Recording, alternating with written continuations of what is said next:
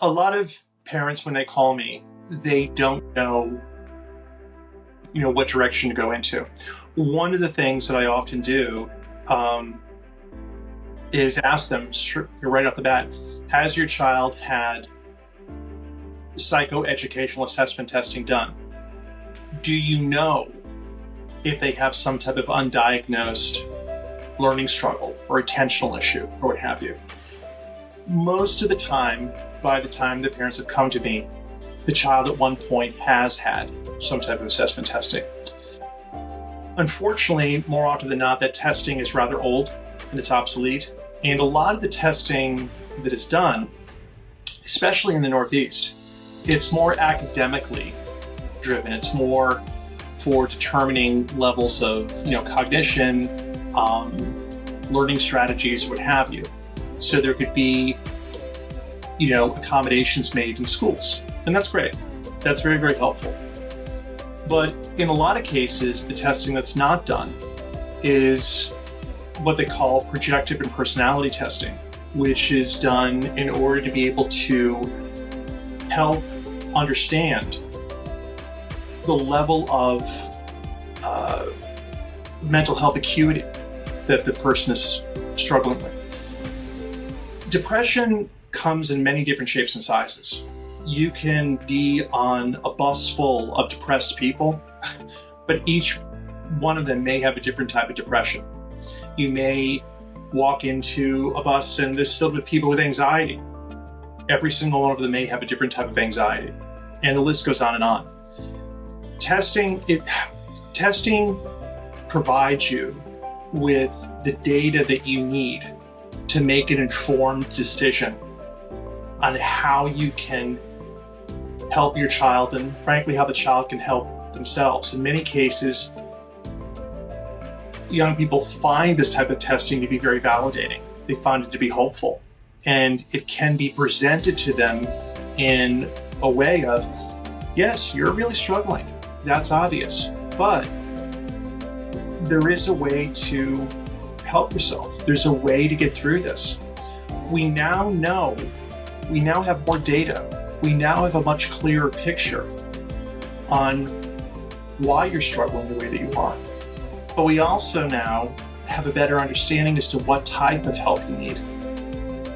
Because in many cases, people who are struggling with mental illness go into therapy, which is a good first step, but in many respects, it's not the right type of therapist. It's not the right type of therapy. In some respects, a therapy session could do more harm than good if the therapist is not properly trained on how to work with that specific student.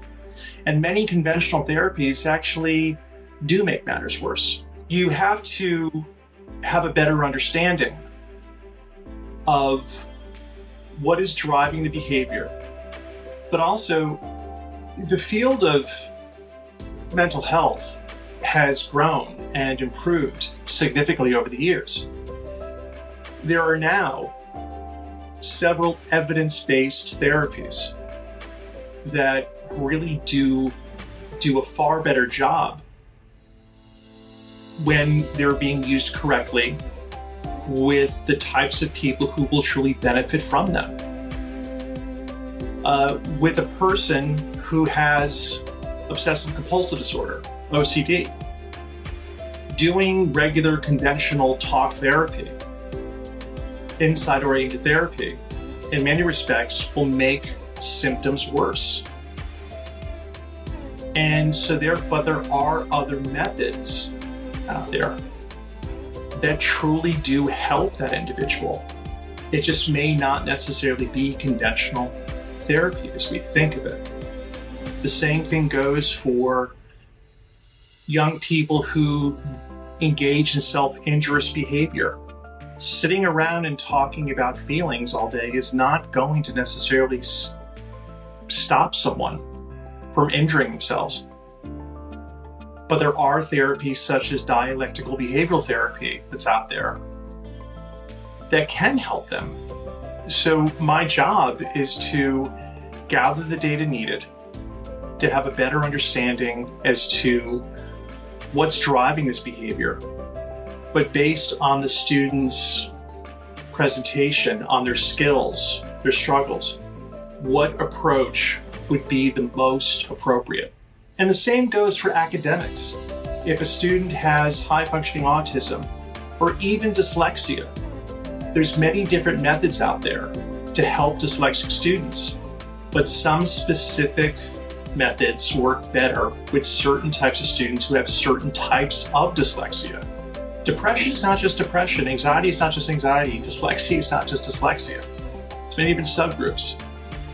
So gathering data and being able to put together a comprehensive plan is the most appropriate next step.